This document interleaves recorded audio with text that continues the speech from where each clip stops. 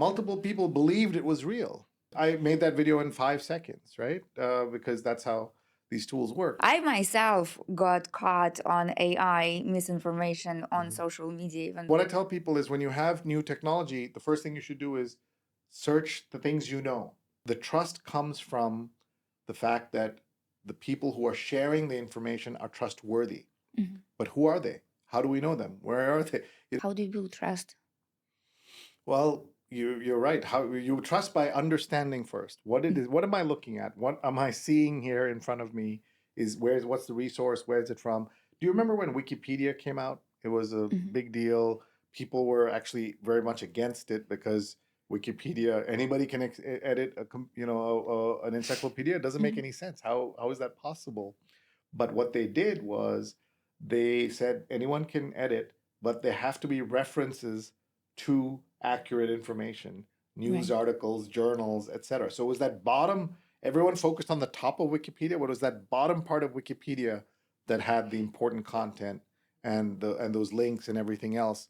And so what we haven't done a good job of is seeing that AI and this technology is the same way, that the trust comes from the fact that the people who are sharing the information are trustworthy.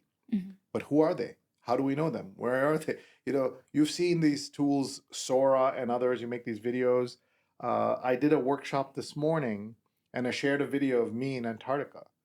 I was walking around in Antarctica playing with the penguins, great.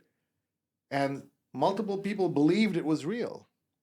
They just, oh yeah, sure. How did you have time? Isn't it dangerous? How do you get there? It's cold, etc. And I made that video in 5 seconds, right? Because that's how these tools work. So would I share non-accurate information? That would be the question. Like right in the middle of when we're talking, there's a lot of stuff going around about things around the Epstein files, right? So some of it is accurate, some of it's not accurate, some of it's not real, some of it's not, so how do you tell? So who is the person who is sharing that information matters. The Washington Post laid off 300 people and they fired every photographer on staff at a time when photography is going to matter more than ever. When I see a photograph, it says Washington Post photographer, that's authentic, that's real. I trust him or her. But now they got rid of all their photographers at a time when we need them more than ever. It boggles the mind that that's possible. That's such a good point. I keep thinking about this because I myself got caught on AI misinformation on social media, even so I think I double check everything. And who can we trust? Well, institutions, established institutions such as I don't know, New York Times, Washington Times, I don't know, Independent in my case, but it's still circulating, right? Yeah, and I had a DeepSeek. So what I tell people is when you have new technology, the first thing you should do is search the things you know. So maybe your subject matter, you read a lot about something, you studied it in college, or about yourself. If you happen to be a public person, there'll be some information about you. Say, tell me everything about Sree Sreenivasan. And it was really good, really deep. If you were using it to do a biography sketch before we meet, it was really good. And then on the towards the end, it said Sree Sreenivasan died on September 9th, 2020 of after a battle with cancer. He was widely mourned in the digital and journalism communities. I was like, oh, so nice. But I wasn't dead. And that's the thing, that these things are in there, and only because you know I'm alive that I'm not dead. To you, I could have been dead. And that's the problem with this stuff. I went into ChatGPT and it said, show me a picture of Elvis Presley and Sree Sreenivasan. So they put those terrible photographs. Elvis was very handsome. He didn't look handsome at all. And me also, I looked terrible. And it said about him, they had everything accurate about him. King of rock and roll, actor, huge star. And then for me, it said I was the former executive editor of the New York Times and chief speechwriter for Bill Clinton. Now, my late mother would have loved for me to have those jobs, and I didn't. But people, and it's now in the air. And it is impossible for me to correct that from people because they're just, it's not even on a central website. It is just spread all over. So how are you going to control it? How are you going to stop it? And in these cases, they're kind of harmless things. But what if it was bad things about me? How would I stop it? There's just no way. And Mhm. that's what happens with when information is just kind of spread and available to everyone and anyone. Um, when generative AI came out, and you have so much experience, you wore so many different hats, from a journalist to educator to you worked in New York as a CDO, Yeah, and Chief Digital Officer of right. New York City, the Metropolitan Museum of Art, and as well as Columbia University. It just means I'm old. That's all it really No, means. no, it means that you had incredible experience in so Mhm. many different areas.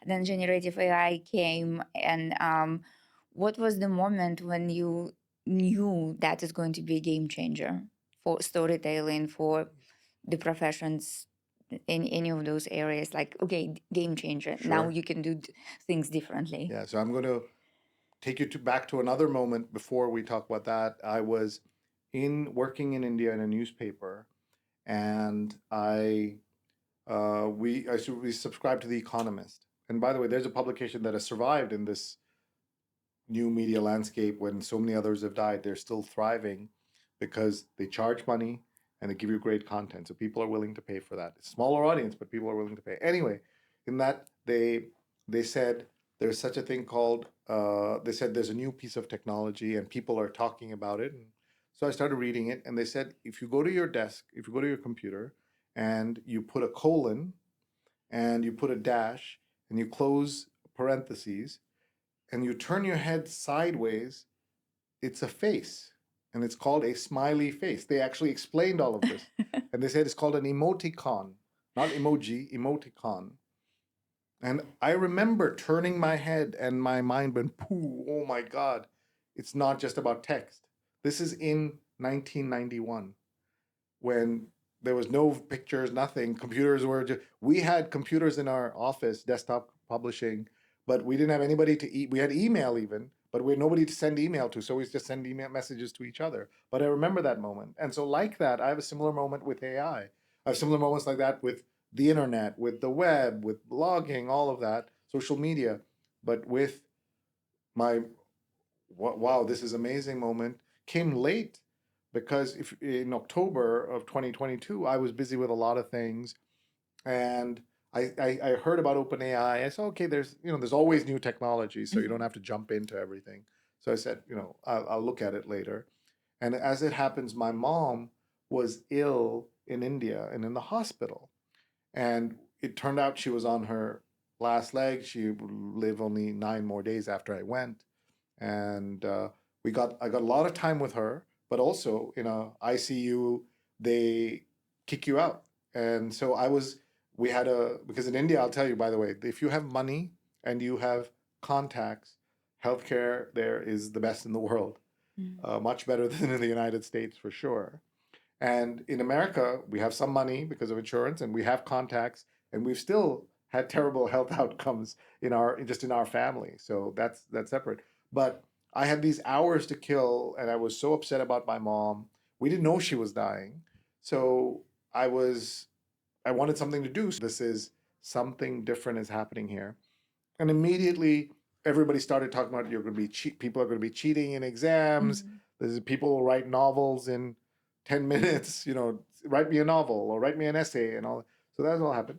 But my cousin came to visit, and I showed her this because I was also trying to see what do you think, as a normal person, not a tech person, what do you think? And I was asking different people, and my cousin looked at this and said, "Oh my God, this is going to help my daughter in school read and understand things that are just too far for her. It's going to make a difference." And that was when I understood that this is not just something that's scary and people are you going to use it to cheat, but they're going to use it to improve their lives. That's That's that interesting. moment. And I'll never forget that. And from there, I said, this is something that I have to learn. And so I used those hours waiting for my mom to get better. Unfortunately, she didn't make it, but I have a feeling like she pushed me a little bit on that. She did something else for me. She did so many things for me, but something else in the tech world. When I was 11, she bought a manual typewriter into our and brought it for me. And she said, "You're going to learn how to type."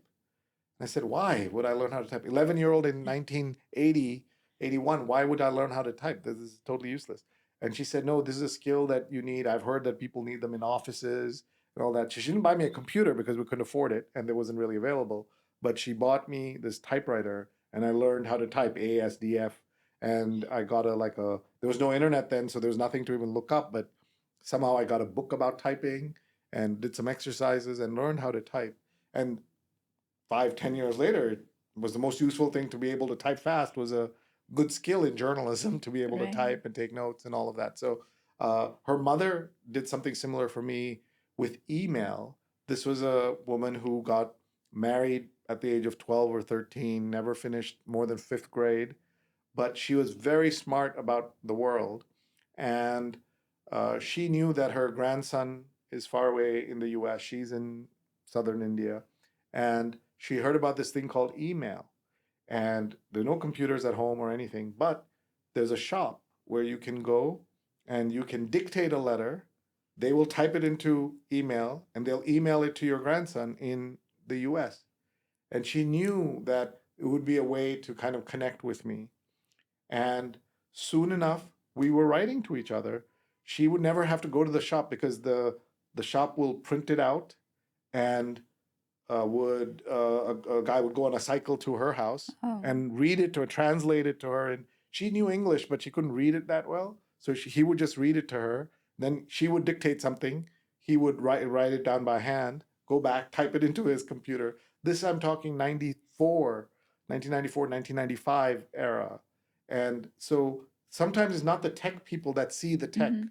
It's the folks who are not overburdened by technology. Like one of the reasons why I used to do workshops called I used to do workshops about how to use email. People used to object to email. They said we like the fax. The fax machine Yeah. is so good. Why do you need that? Why is the fax better? Because you can see the letterhead. You can see a phone number.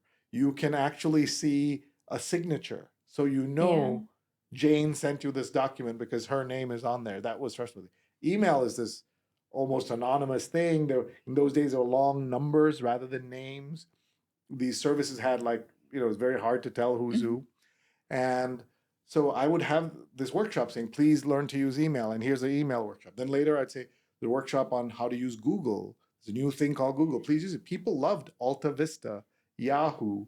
There were all these other tools. There's one called Dogpile.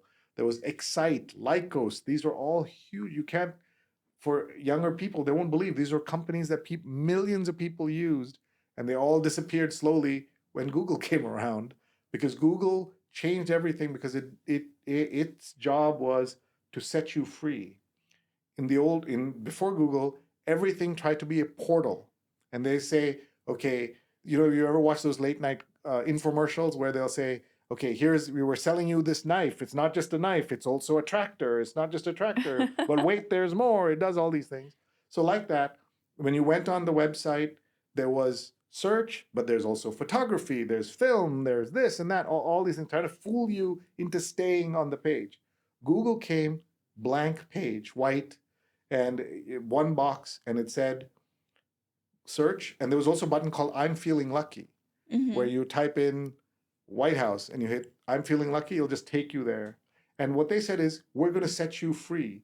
We're going to type in and you're going to go. Instead of fooling you, we're going to let you go.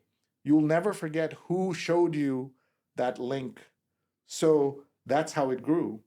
Today, Google and all these people are doing back to the old days, right? You've heard about search traffic traffic from the internet has dropped, from the websites have dropped because Google is just giving you the answer right there. That AI search is right on top. So you don't need to go to where you're going because you got the answer on here. And that's a worry for people.